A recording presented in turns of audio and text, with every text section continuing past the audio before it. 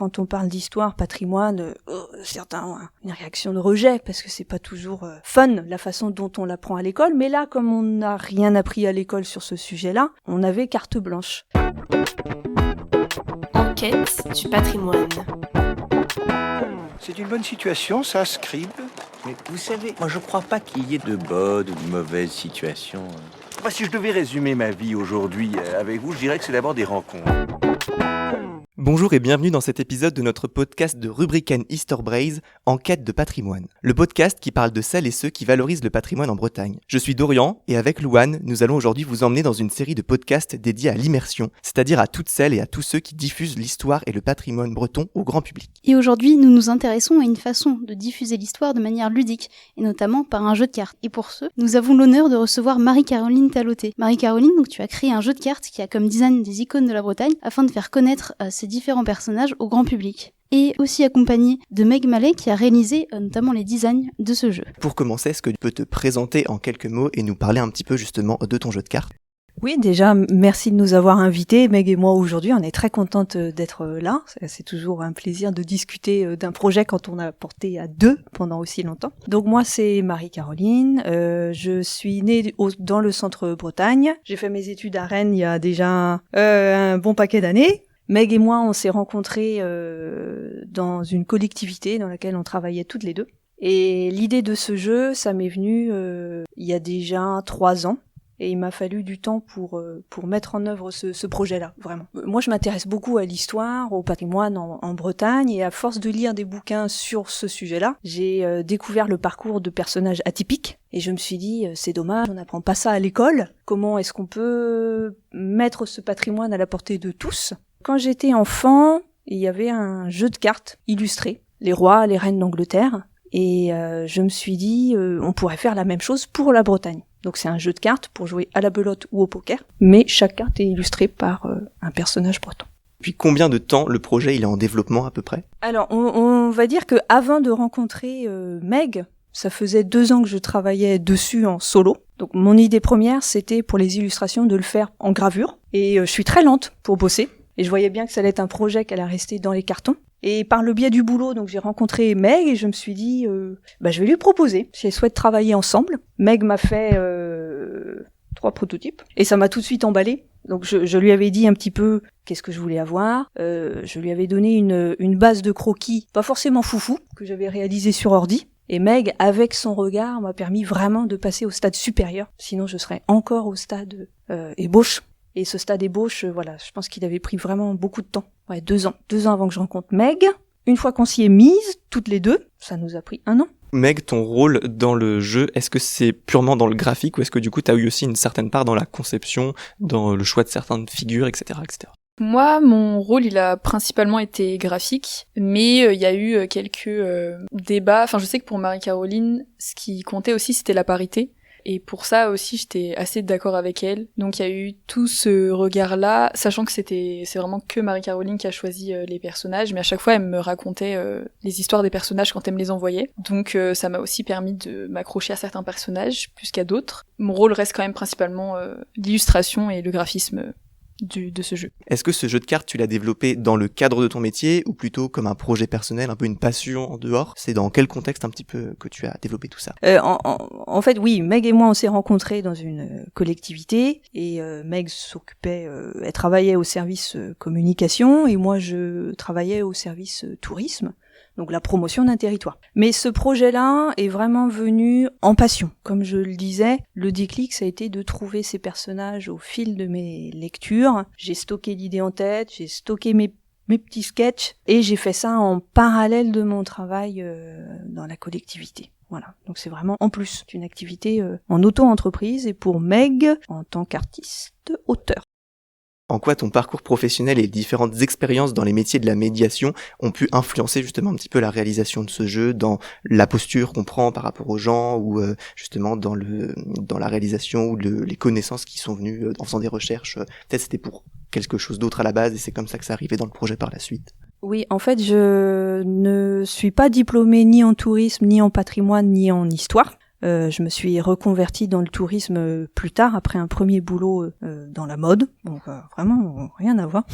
Ce projet, je l'ai avant tout vu comme une passion, pas suivi de formation professionnelle mais c'est vrai que comme je travaillais dans la promotion touristique d'un territoire, donc forcément d'une culture locale aussi, je pense que ça m'a imprégné dans ce projet de jeu de cartes. Et notamment, moi, ce qui me tenait à cœur, c'est vraiment d'avoir un outil qui soit suffisamment parlant pour les gens et surtout pas barbant. Parce que je sais que quand on parle d'histoire, patrimoine, certains ont une réaction de rejet parce que c'est pas toujours fun la façon dont on l'apprend à l'école. Mais là, comme on n'a rien appris à l'école sur ce sujet-là, on avait carte blanche. Et cet outil ludique, il s'est trouvé que c'était un jeu. J'ai trouvé cette idée-là en dehors finalement dans mon enfance, quand j'avais ce jeu de cartes sur les rois et reines d'Angleterre, où je les avais appris par cœur du coup.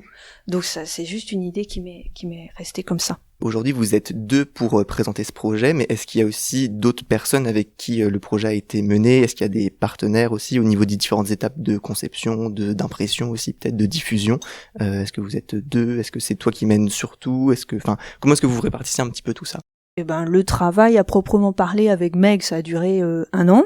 À partir de ces sources iconographiques qu'on avait pour les personnages, ou pas, parce que, par exemple, Marion Dufayet est née au XVIIIe siècle, on n'avait évidemment pas de photos, pas de tableau, puisque c'est une femme du peuple. Donc, Meg et moi, j'essayais de pré-mâcher le travail de Meg, parce que le travail créatif, c'est déjà une chose, ça faisait partie de la commande que je lui avais demandé. Toute la partie recherche historique, ça aurait fait beaucoup, et moi, c'était un plaisir de chercher aussi ces éléments-là. Oui, puis il y avait vraiment... Marie-Caroline, elle avait vraiment une vision des personnages qu'elle m'envoyait. Grâce à ses sketchs, ou à ses photos, ou les attributs qu'elle pouvait m'envoyer sur certains personnages, c'est beaucoup plus simple ensuite de pouvoir proposer des illustrations qui lui correspondent aussi. Par exemple, pour Marion Dufayet, elle m'avait envoyé elle avait un certain charme, une chevelure rousse, et tout ça, ça m'a permis ensuite de faire ma propre idée de ce qu'aurait ressemblé Marion Dufayet, et de lui proposer des illustrations qui pouvaient potentiellement lui correspondre, quoi. Ouais, c'est vrai que pour certains persos, Meg a dû partir d'une feuille quasiment blanche, parce qu'on n'avait pas de description physique, donc on a essayé d'être raccord au niveau des costumes, de voir à telle époque à peu près quels vêtements pouvaient porter les Bretons. Pour le choix de certains persos, au contraire, des personnages qui étaient peut-être plus célèbres, on avait pléthore de photos, de tableaux, on avait l'embarras du choix. Donc les illustrations que vous trouverez dans le jeu sont bien souvent issues de ces photographies ou de ces tableaux quand ils existaient, et autrement pour les personnages qui n'existaient pas, Marion Dufayet, Sébastien Le Balp, qui a mené la révolte des bonnets rouges, là c'était vraiment de la conception pure. Et ce que j'ai bien aimé aussi, c'est que c'est pas forcément des photos ou des tableaux communs, enfin vous avez Anne de Bretagne qui est un tableau très commun et tout, mais c'est beaucoup de personnages qui... vous les verrez sous un autre angle, en fait. C'est pas forcément la première photo que vous trouverez sur Internet. Et c'est vraiment ça que j'ai bien aimé aussi dans la recherche de Marie-Caroline, c'est qu'elle a approfondi sa recherche, et que c'était un plaisir du coup à dessiner, parce que c'était pas les gravures ou les peintures qu'on avait l'habitude de voir. On voit certains personnages sous leur figure un peu plus jeune, et c'était hyper enrichissant, quoi. Et je pense que ce sera hyper enrichissant aussi pour l'apprentissage de ce patrimoine-là. Et en dehors de notre combo de choc avec Meg, on n'avait pas vraiment de partenaire, si ce n'est l'imprimeur. Donc là, on a travaillé avec un imprimeur du Finistère. Ensuite, pour la deuxième phase de notre projet sur laquelle on a vraiment travaillé ensemble, c'était sur le lancement de notre cagnotte pour le financement participatif, où là, vraiment, au niveau de la communication, on a bien bossé ensemble. Et à ce stade-là, on a noué un partenariat avec l'association Braise 5/5, qui œuvre au rattachement de la Loire-Atlantique et de Nantes en Bretagne. En fait, beaucoup de nos personnages sont issus de cette partie-là de la Bretagne. Donc on s'est inséré dans la démarche, on a adhéré, et vous trouverez au dos du paquet un petit logo tout petit sur lequel c'est écrit Braise 5/5, donc peut-être que nos auditeurs auront déjà vu sur des panneaux à l'entrée des communes, certaines communes ont un panneau Braise 5/5, donc ça veut dire que voilà, elles sont pour cette démarche de rattachement. Voilà, c'est à peu près le seul partenariat qu'on a eu, Meg. Quel modèle économique le projet repose? Donc du coup, vous l'avez dit, c'est le financement participatif, et donc c'est complètement lié au financement participatif, il n'y a pas eu des aides de la région ou des choses comme ça? Alors c'est vrai que j'ai pas recherché d'aide complémentaire. Le premier tirage repose essentiellement sur le financement participatif. Et pour le modèle économique, concrètement, faire du local, c'est un coût très élevé. Donc par rapport aux autres jeux de cartes, cette famille, tarot, tout ce que vous voulez, qui sont édités en Bretagne, mais pas fabriqués en Bretagne, notre prix est forcément plus élevé. C'est un beau jeu, moi je suis fière de le dire. Qualité du papier aussi, grammage, voilà, fait que le prix est plus élevé que la moyenne. Et puis il y a aussi évidemment le travail graphique, et qui prend beaucoup de temps, et on l'oublie souvent. Et donc toutes les illustrations, vu qu'il y a une illustration pour chaque carte, forcément ça fait monter le prix et ça justifie le prix plus élevé qu'un tarot qu'on pourrait trouver en magasin, qui est édité avec des illustrations qu'on connaît tous, etc. Donc le modèle économique de ce premier tirage, notre objectif premier, c'est opération 0. Retrouver nos billes pour nous permettre ensuite de faire un deuxième tirage. Donc pour ce premier tirage, c'est beaucoup de ventes en direct, puisque les vacances de Noël arrivent, les fêtes, c'est l'occasion de faire des petits cadeaux. J'en profite pour faire de la pub. Pour le deuxième tirage, on espère bien développer un réseau de points de vente, que ce soit office de tourisme, boutique de musée. On a commencé à être démarché par des offices de tourisme récemment aussi. Voilà, mais ça viendra peut-être dans un second temps pour un deuxième tirage en 2026. Donc si vous voulez avoir votre exemplaire, il vaut mieux l'acheter maintenant. En quoi ce jeu il permet au public d'être en immersion, de sentir un petit peu plus proche de l'histoire de la Bretagne et notamment de ses acteurs? Alors ça reste avant tout un jeu de cartes basique pour lequel vous pouvez faire une partie de belote, poker. L'immersion vient bien sûr des illustrations qu'on a réalisées et qui sont sur toutes les cartes. Mais en plus, dans le paquet de cartes, vous trouverez une petite notice explicative sous forme de poster, dans lequel vous avez une description très succincte pour chaque personnage. Et avec Meg, on avait réfléchi justement à la forme que pouvait prendre cet outil-là. Est-ce qu'on part sur un livret, mais plusieurs pages, ou là c'est un peu plan-plan? Avec Meg, on était très scolaire, voilà, on était d'accord. Donc on a opté pour ce poster recto-verso, un côté femme, un côté homme. On l'a conçu comme l'occasion pour les joueurs d'aller au-delà du jeu et si un visuel leur a tapé dans l'œil, un nom, une date de vie, naissance très courte, que ça les incite à aller voir ce poster et s'intéresser à la vie de chaque personne. Et puis sur chaque carte, on ne retrouve pas forcément, on retrouve jamais en fait la profession de la personne. Pourquoi elle a pu œuvrer justement pour la Bretagne. On peut pas deviner avec un visuel ce que la personne a fait. Donc ça permet aussi de savoir en quoi cette personne-là a œuvré pour la Bretagne. Comment l'équilibre a été trouvé entre faire plus un outil de médiation ou un outil de divertissement, savoir à quel point on met des informations ou pas sur les cartes. Est-ce que vous trouvez que c'est justement un peu plus un outil ludique ou au contraire le but ça a été plus en faire un outil de médiation? Pour moi, c'est un outil avant tout ludique. Et ensuite un côté médiation, et avec Meg, comme disait Meg, on n'a pas mis le métier de chaque personnage, parce que par exemple Marion Dufawet c'était une voleuse, on va peut-être pas mettre voleuse. Et puis tout simplement, ça reste un jeu, donc il doit rester pratique, facile d'utilisation. Donc si on rajoutait des informations en plus du nom, date de vie, mort, ça faisait beaucoup. Donc de par le format du jeu, on était aussi limité en termes d'informations qu'on pouvait transmettre. Quelles personnalités on va représenter? Est-ce que c'est uniquement des personnalités très connues? Est-ce qu'au contraire, il y a eu la volonté de représenter des personnalités un petit peu plus inconnues? La question qui fâche peut-être. La sélection est avant tout subjective. Donc comme je le disais, c'était des personnages qui m'ont intéressé moi parce que j'avais lu des choses sur eux. Tous les personnages que vous trouverez dans ce jeu de cartes sont décédés. Donc voilà, pour les droits d'auteur, ça nous simplifiait aussi la tâche. Il y a des personnages très connus.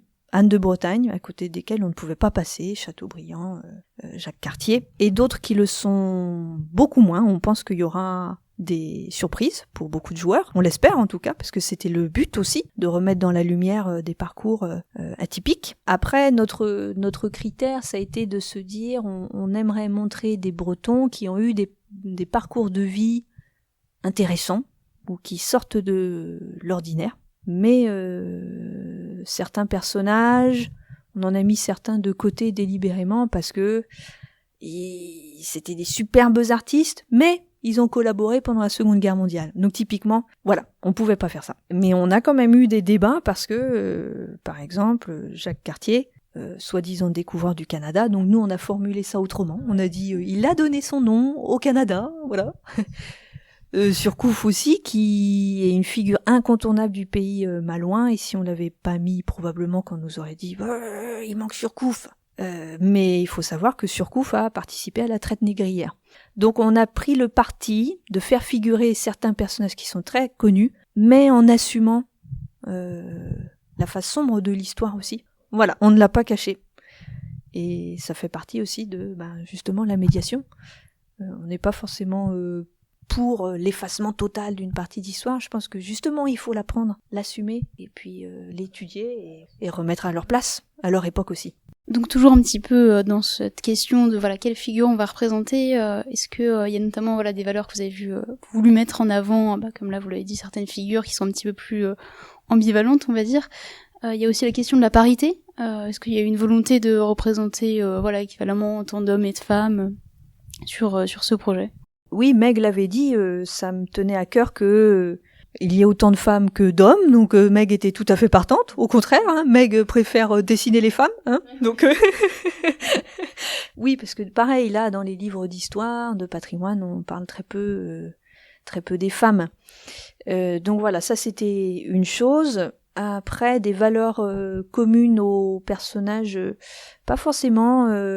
Les femmes, comme elles ont été davantage occultées dans l'histoire, on a trouvé moins de personnages féminins à raconter, à dessiner.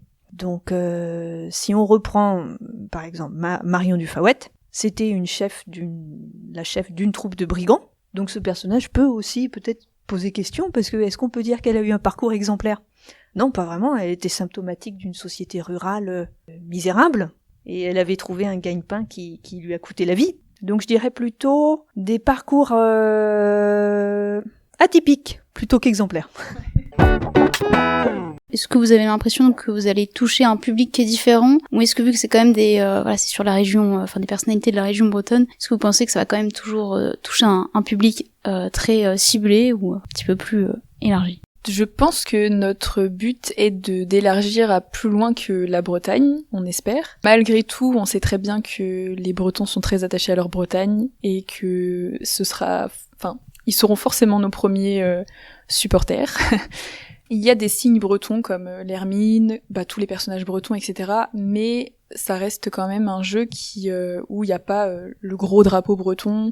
Donc, je pense que certaines personnes peuvent être tentées d'acheter ce jeu pour seulement leur culture générale à elles, même si elles sont pas bretonnes. Pour les personnes qui seraient sensibles au graphisme, voilà.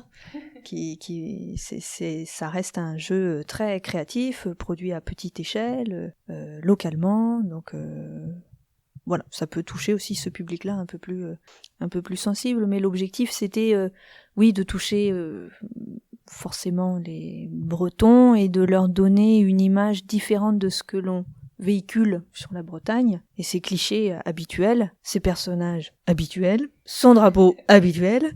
Donc on voulait tout simplement refléter toute la diversité et la richesse de la Bretagne.